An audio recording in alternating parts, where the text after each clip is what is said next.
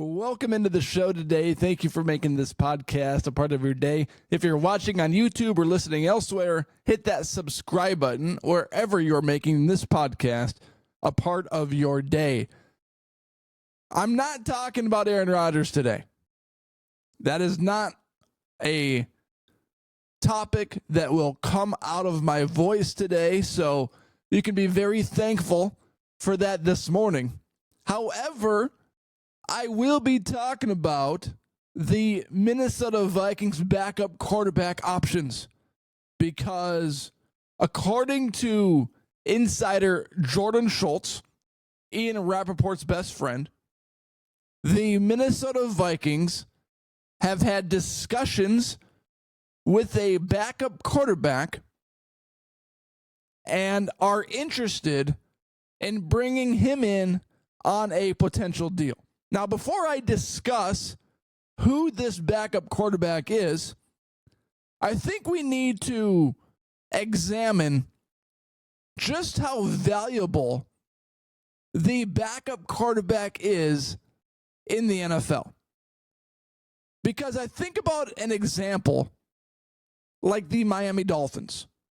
Tua Tagovailoa gets his 25th concussion, and he's out for many games, which forces the Dolphins to play their backup, their third stringer, bring in a guy off the street, and it completely collapses their season. It takes one bad hit for a quarterback to go down.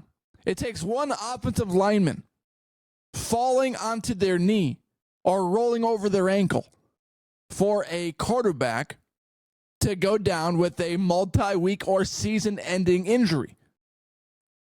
So I don't think we should just overlook how important this backup role is, particularly on the Vikings roster. Because it's not like you have a proven Patrick Mahomes type quarterback that's been healthy his entire career and you can just trust most likely that, maybe he will miss one game due to an ankle sprain, but most of the time, 99 times out of 100, Mahomes is going to be on the field. The Vikings QB1 right now is J.J. McCarthy, and he already missed his entire rookie season because of his torn meniscus. And if McCarthy goes down again at the beginning of the season or even mid-season, who is going to be the guy that's going to step in and fill that role? Because if he goes down and you got some terrible backup quarterback, season's over. So the backup quarterback role in the NFL really does not get credited enough for being a very valuable spot to fill because of the reasons I just said. Your QB1 goes down, then where do you turn? Season's over if you don't have the right guy behind your starting quarterback. So the player that the Vikings are in discussions with and want to bring in for a potential deal is free agent quarterback Ryan Tannehill. Ryan Tannehill last played for the Titans, and he was on their roster last season, but you look up his Football Reference statistics, and he does not have a single statistic registered in 2024, meaning he did not play a single down last year for the Titans or for any other NFL organization. The last time Tannehill played was 2023. He played 10 games, started 8 of those, went 3-5, had 4 touchdowns and 7 interceptions. The season before that, in 2022, started 12 games, played in 12 games, 6-6 overall record, had 13 touchdowns, 6 interceptions. The season before that, in 2021, Ryan Tannehill, 17 games played, 17 games started. You could argue that this is one of his best NFL seasons because their team went 12-5, had 21 touchdowns, 14 interceptions. The season before that, 2020, 11-5, started 16 games, and his best overall statistical season, 33 touchdowns, 7 interceptions. So that was 5 years ago. Tannehill did not play a single snap last year. And the year prior, he played in 10 games, started 8, and had 4 touchdowns, 7 interceptions. If J.J. McCarthy goes down with another injury or has to miss a game or two due to an ankle sprain or whatever the case may be, is Ryan Tannehill the guy that you really want to put in the game? The last time he played, he was 35 years old. He didn't play last year. He would have been 36. So that means he's 37 years old by the time next season starts. July 27th is his birthday. You know, we make fun of the Vikings potentially bringing in Aaron Rodgers, and we're going to say, oh, he's over the hill. Like, why do we want to bring in a guy that threw 28 touchdowns, 11 interceptions last year? And if you bring in Ryan Tannehill to be the backup option to McCarthy, sure, maybe he has experience, but if McCarthy goes down with an injury, do you really feel comfortable putting Ryan Tannehill into the Minnesota Vikings offense? And do you really believe that the Vikings offense won't skip a beat? That's hard to believe. Didn't play a single snap in 2024.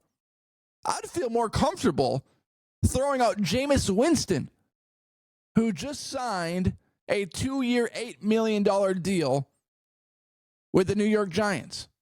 Now, maybe what's being factored into all of this backup quarterback dilemma for the Vikings is that if you bring in Ryan Tannehill, he would not count towards the comp pick formula, which means that if you bring in a certain guy, well, then you have to give up a comp pick in the future, and you're going to lose a draft pick. If you bring in Tannehill, well, then you're not really going to miss out on a future draft pick because of the situation that presents itself.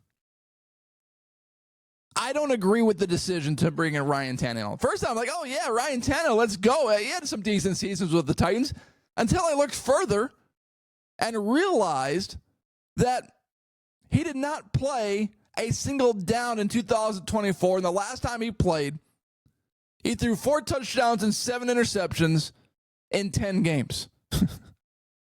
That's who you want in case the worst situation happens to McCarthy? Think about how good the Vikings roster is right now. It takes one injury to McCarthy, if he's even good, for a guy like Ryan Tannehill to come into the game and to screw up the entire season. Guess what people will be saying then? We could have had Aaron Rodgers. It's exactly what people will be saying. If McCarthy goes down with an injury and Rodgers signs with the Pittsburgh Steelers, and Ryan Tannehill steps in and is terrible, like I'm talking about can't complete a single throw, just looks overwhelmed on the field, everyone's going to be saying the same thing. Well, we could have had Aaron Rodgers. He's a future Hall of Famer. That's how this stuff works. You think now that we don't want Aaron Rodgers, that I don't want him on the field. Until next season, if the worst case scenario happens where McCarthy goes down with an injury and Ryan Tannehill steps in as the backup and looks like the worst quarterback you've ever seen, you're going to be saying we could have had Aaron Rodgers. That's how this works. I know how the fandom works. I know how your mind operates. I've been called so many things over the last few weeks because of my Aaron Rodgers takes, because of my takes on McCarthy. Someone even said the other day, because I had to record my podcast yesterday with my daughter. My wife left for work and my kids were still sleeping. So I'm like, oh, I'll risk it. I'll record a show. And so Zoe wakes up halfway through my show and she's sitting on my lap for the rest of it. And someone comments, wow, can't believe somebody would have, here's the fact that someone bred with you gives us all hope. That's pretty good. It's pretty good.